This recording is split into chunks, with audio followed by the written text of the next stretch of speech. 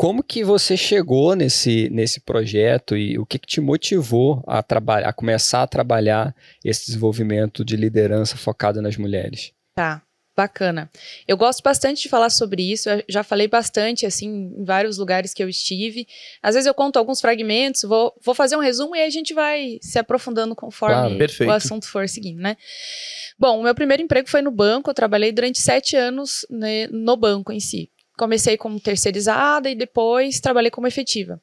Quando eu comecei a trabalhar, né, como estagiária, eu tinha 18 anos, eu peguei um contrato e a ideia desse contrato era renovar para depois eu partir para um banco privado, porque era banco público na época. Sim. E nesse meio tempo eu engravidei. Engravidei com 19 anos, tive filho com 20, então esse contrato ele não foi renovado, eu entendia que não dava, ninguém quer renovar, ninguém quer contratar uma mulher, infelizmente é assim. Eu sei que tem empresas que já mudaram isso, mas o combo que a empresa mais tem pavor é da mulher grávida que quer trabalhar e atuar profissionalmente, enfim.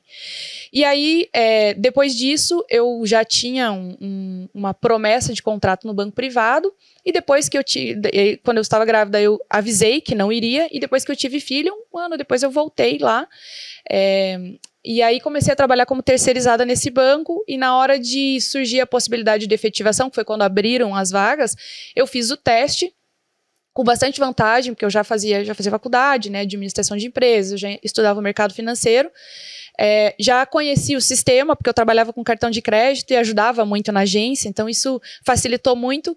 E na hora de me efetivar, mesmo eu indo muito melhor que todos os outros candidatos, eu recebi um não, porque eu era mulher e era casada e tinha filho. Caramba! E isso foi bem explícito, já me perguntaram, mas foi explícito? Foi. Acho que eu ia perguntar. Com todas as letras? Com todas as letras, não teve meio, como é que fala? Não teve pelas beiradas, não teve meio termo. Assim, eu era muito amiga, né, do pessoal da agência, assim, eu ajudava muito eles, né, como você é terceirizado, estagiário, enfim, você faz tudo. Você não faz só o teu trabalho, você faz o que pedir, então eles gostavam bastante, né, do meu trabalho. E aí ele me chamou, só que ele falou assim, com um tom de, não queria te dizer isso, né, não gostaria de te dar essa notícia, mas eu já suspeitava, e só pelo fato do teu teste vir negativado e foi aprovado uma outra pessoa, agora parênteses, não sei de onde veio essa aprovação, se realmente veio de uma sucursal deles, de uma regional, ou se foi alguma decisão ali. Eu particularmente acho bem estranho um gerente de agência não poder bater o martelo final, né? Ele poder escolher a pessoa que vai trabalhar na agência dele. A gente faz o teste para todo mundo e vai e tal. Então ali eu já recebi o primeiro não, porque mulher quando casa e tem filhos não consegue construir uma carreira. Então, assim, é uma pena, né? Ele falava pra mim, você é bem jovem, você trabalha muito bem, mas eu te sugiro assumir uma outra função aqui, que é de corretora de investimentos, você já estuda e tal, só que você vai vender seguro de vida e investimentos por um outro segmento do banco em si que trabalhava com isso. Aí eu acatei, assim, o que eu sempre falo é que realmente para trabalhar como corretora, como eu trabalhava e vendia muito bem os produtos financeiros, a chance de ganho era muito maior. Pelo menos 7 vezes mais do que eu ganharia ali como escriturária no caixa. Mas quem disse que eu queria isso, né? Eu pensava em fazer uma carreira ali no banco, começar e tal. Mas eu assumi, daí trabalhei mais 2 anos ali.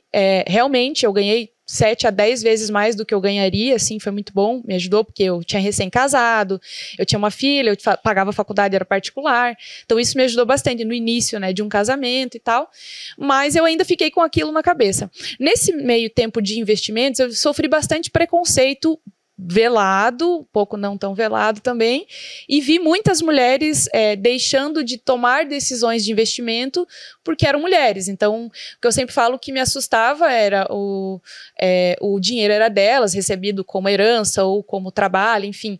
E toda vez que ela tinha que tomar uma decisão, ela não queria falar sobre isso porque ela achava que o assunto não era para ela, então ela levava o irmão, levava o pai, levava o marido para tomar essa decisão, então eles influenciavam muito. Isso, para chancelar. Isso me incomodava. Até na época, isso foi 2009, eu acho, eu comecei a escrever um blog sobre finanças para mulheres.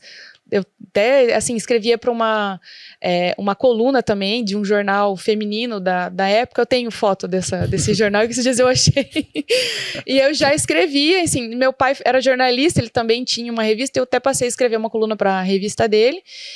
Porque eu já não me conformava, já era uma coisa que começou a me incomodar ali. Mas por que não?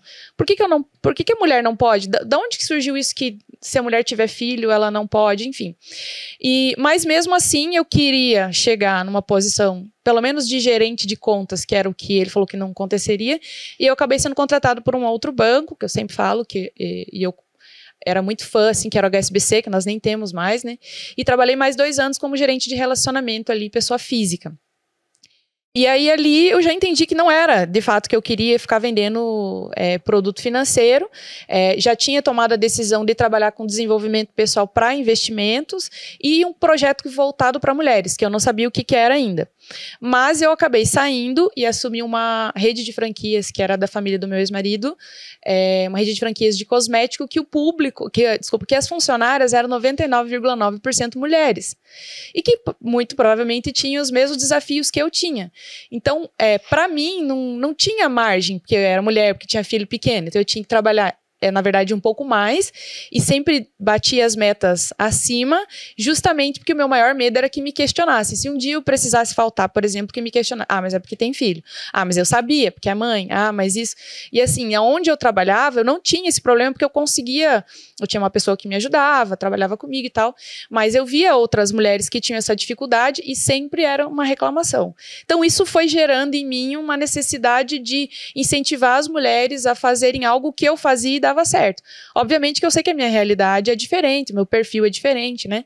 E depois que eu assumi essa rede de franquias, eu comecei a olhar para isso, para as mães, para as mulheres. Você estava liderando na rede de franquias a grande maioria das tuas lideradas eram mulheres, né? Sim, assim, era 55 mulheres, na verdade no início acho que era menos, eram umas 20 e poucas, depois 55 mulheres e 3 homens que eram do administrativo e financeiro, que eu não era da minha equipe, eu só cuidava da área comercial, né?